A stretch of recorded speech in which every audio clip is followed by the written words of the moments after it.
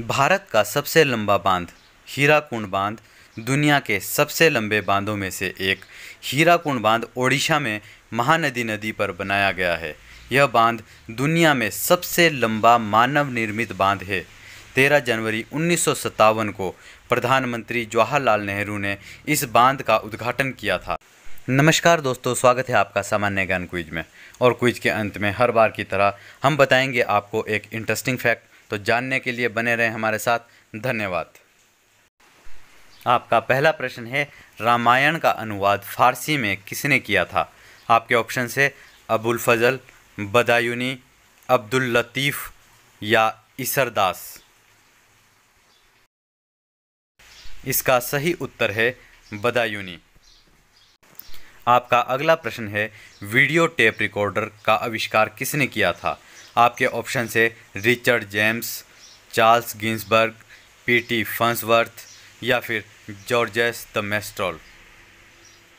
इसका सही उत्तर है चार्ल्स गिन्सबर्ग।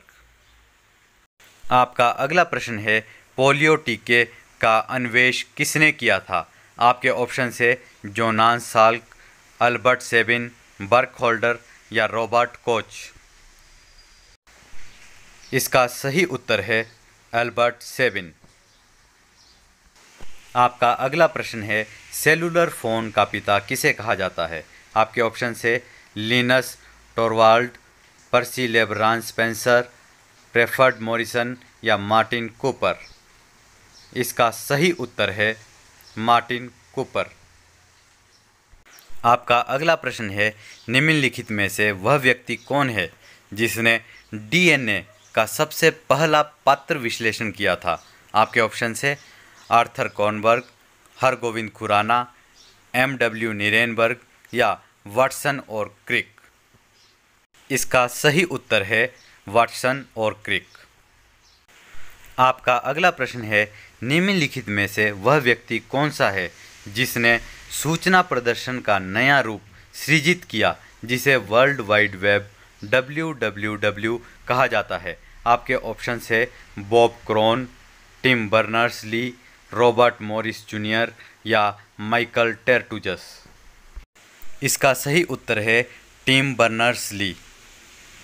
आपका अगला प्रश्न है, ज्यामिति का जनक, फादर ऑफ ज्योमेट्री किसे कहते हैं? आपके ऑप्शन है पाइथागोरस, यूक्लिड, अरस्तु या केपलर।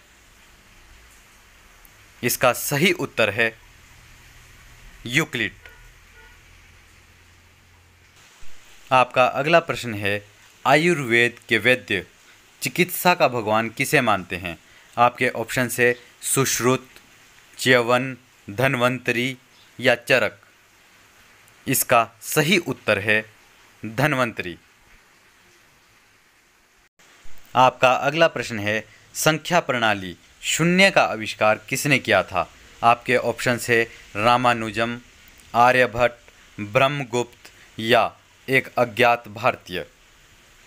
इसका सही उत्तर है एक अज्ञात भारतीय। वैसे दोस्तों, जीरो के बारे में अलग अलग धारणाएं हैं। जैसे कि 5वीं शताब्दी के मध्य में आर्यभट्ट को जीरो का आविष्कारक कहा जाता है, किंतु सही सिद्धांत ना दे पाने के कारण उन्हें आविष्कारक नहीं माना गया। उसके बाद 628वीं ईस्वी में महान गणितज्ञ ब्रह्मगुप्त ने शून्य के प्रतीकों और सिद्धांतों को सटीक उपयोग किया, इसलिए उन्हें आविष्कारक कहा गया।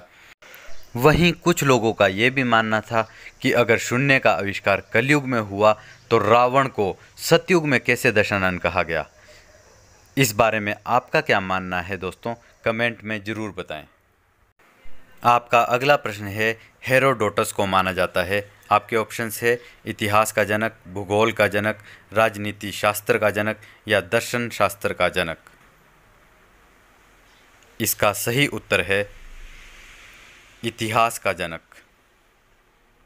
और दोस्तों, अब समय है इंटरेस्टिंग फैक्ट का।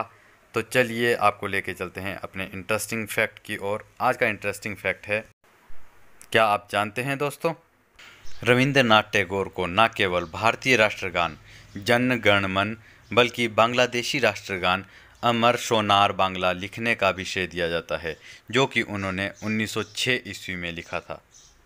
धन्यवाद।